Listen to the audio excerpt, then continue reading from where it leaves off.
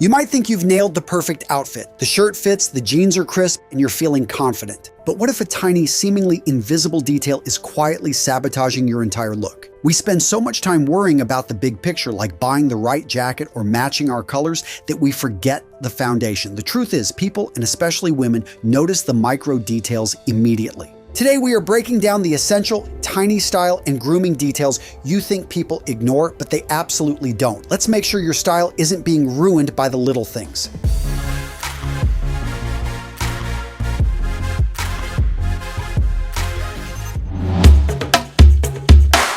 So this is something a lot of guys mess up because they just buy something off the rack and they don't adjust it. You want to make sure the sleeve length is right, either when you're buying it or take it to a tailor to get it adjusted, especially if you're going to wear this with a sports jacket or a suit. As you can see here, you want just a little bit of the shirt sleeve to show. Now the shirt sleeve needs to be the right length, and you need to make sure that that sleeve length on the jacket is adjusted so it shows about half to a quarter to almost, it really depends on the guy, but sometimes even a full inch if that's your style. So guys, it's really simple here. If you're taller, you can definitely go for the full break. If you're shorter, maybe go for no break, a quarter break. When it comes to jeans, you can have a little bit of excess material here, but what you want to avoid is this. Yes, this is the dreaded torn back that is dragging thread and mopping the floor with it. It just looks bad. It looks nasty. It destroys your image. Now, when it comes to your build, you can't do much about that in the next 24 to 48 hours. That being said, your silhouette, you can improve immediately by wearing clothing that accentuates your masculine features and downplays your flaws. An example would be just simply throwing on a jacket preferably structured in the shoulders. It's going to build up your shoulders from a distance and make you look more masculine. You want to button up, especially right there in the centerpiece. If you've got a little bit, 20, 30, 40, maybe 50 extra pounds right there in the center, by buttoning it up, not going to hide it all, but what it's going to do is give you a more clean, straight up look. Another way to strengthen or slim up that silhouette is to go for a monochromatic look. This is where the eyes can go up and down because you're keeping the color relatively the same. Wearing a dark top with a dark bottom versus a light top with a dark bottom, or the opposite. What this does is it draws our attention right to the center point, which again, if you've got a little bit heavier of a midsection, we're going to be drawn to that. What is pilling? That's whenever basically the fabric, the material starts to come out and it forms these little balls. You want to get rid of those. Now, there are options out there besides actually just wearing them around, is actually maybe to get a sweater stone. This does a decent job. Sweater combs do an okay job. I really like the machines right here. These things right here, yeah, you go right over, they get rid of the pilling. They're very effective and relatively inexpensive. If you don't have one of those, we'll just take a razor and shave the sweater. Seriously, this works. It takes a little bit of time, but it gets the job done and it makes that sweater look new, makes it look amazing.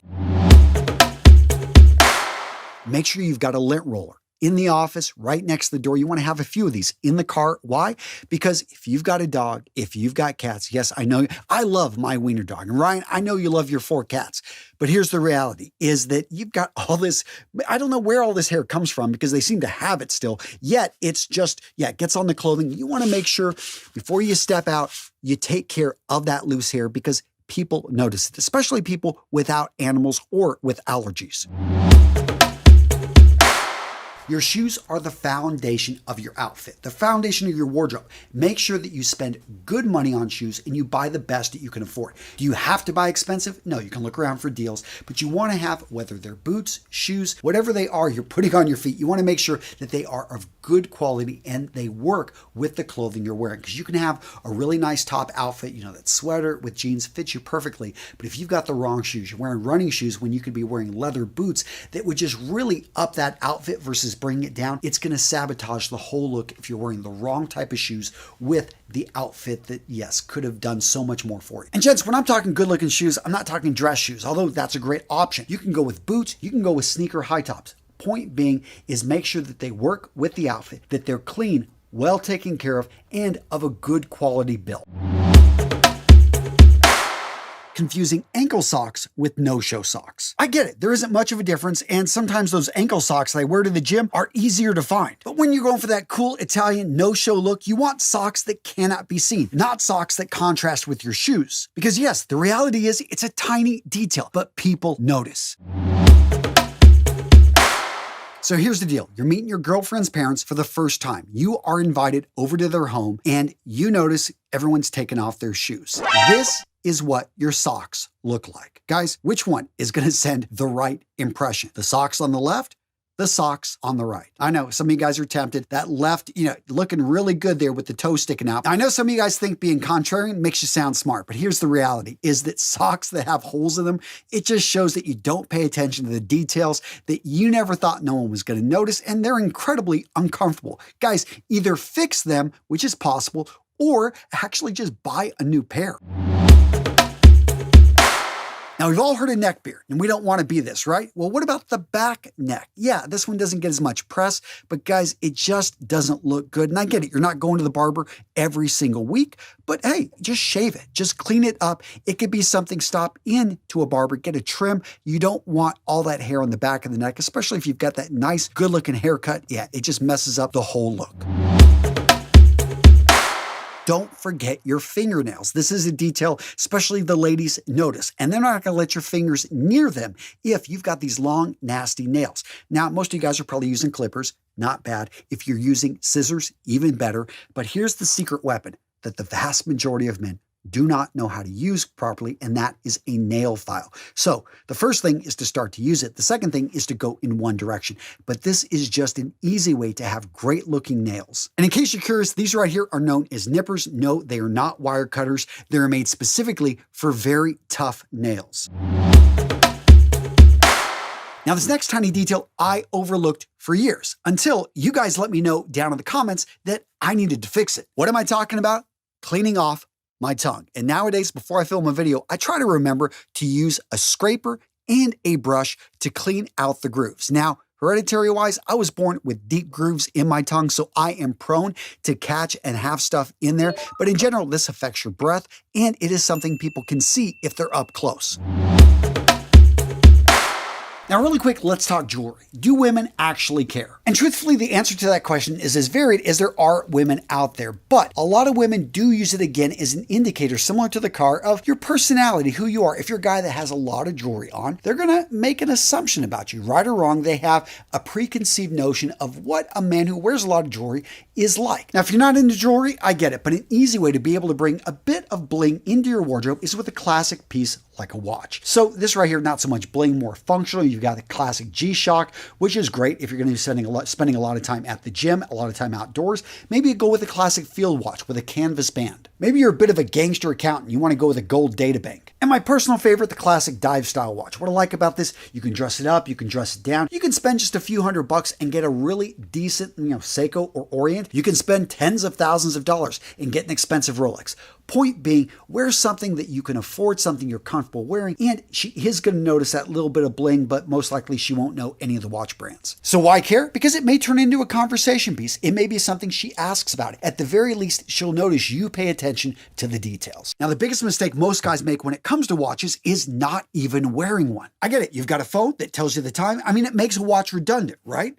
I disagree. You're looking at watches the wrong way. Watches aren't about just telling you time. They're about your relationship with time. And the right watch, gents, can level up your style. It's a piece of jewelry. It is a conversation starter. Now, guys, really quick, a lot of guys make a mistake. They think that just watching a video like this on YouTube is somehow going to make them an expert. Straight up, gents, you have to take this information and put it into action. And one of the best ways to motivate yourself to take action is to put yourself in a community, in a group of like-minded warriors, taking steps to improve their image, their presence, their presentation, and you can find all of that over at our community at school.com/RMRS. Over in our school community, we've got detailed classes, we host challenges, and you can meet and engage with like-minded men taking steps on a daily basis to become their best self. So gents, instead of saying someday, how about you say day one and join our community? I'm putting the link down in the description, in the comments, or you can just go directly to school.com/RMRS.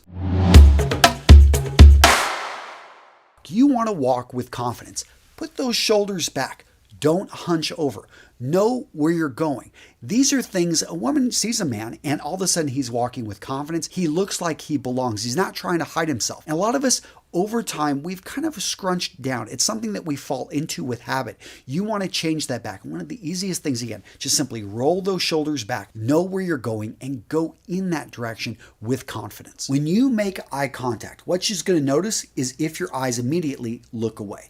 This is a confidence issue, and it can be overcome with practice. And I'll admit, guys, I had this issue for the longest time. I just wasn't used to actually looking at girls. When they looked back, I would look down. This is something you're going to have to work on. And the best advice I can give you here is start making eye contact with everybody. Whether they're young, old, male, female, just simply look at people and smile and say hello. You want this to become a habit. You want this to become your default, that you are a friendly person, because it generally becomes part of who you are. And when you become this friendly, approachable person, you're going to find that it just starts the conversation. And when you practice this again and again, it becomes normal. Let's not forget about your manners and behavior. Within seconds, she's going to note how you're treating her. Within minutes, she's going to note how you're treating others. Saying please, thank you, excuse me, showing that you treat your fellow human with respect is something that not only women, anyone notices when they first meet you. So make sure you know good manners, make sure you practice good manners, make sure that your good manners are a part of who you are. So gents, what do you think? Agree? Disagree? What did I miss? Let me know in the comments below. So what video to watch next? How about 10 signs of a confident man? Guys, check out this video right here. I lay it out. You need to make sure to master these if you want to appear strong and confident. Seriously, click on it. Guys, I'm getting tired of holding this up. Boom, click, go. It's a good one. Check it out, guys.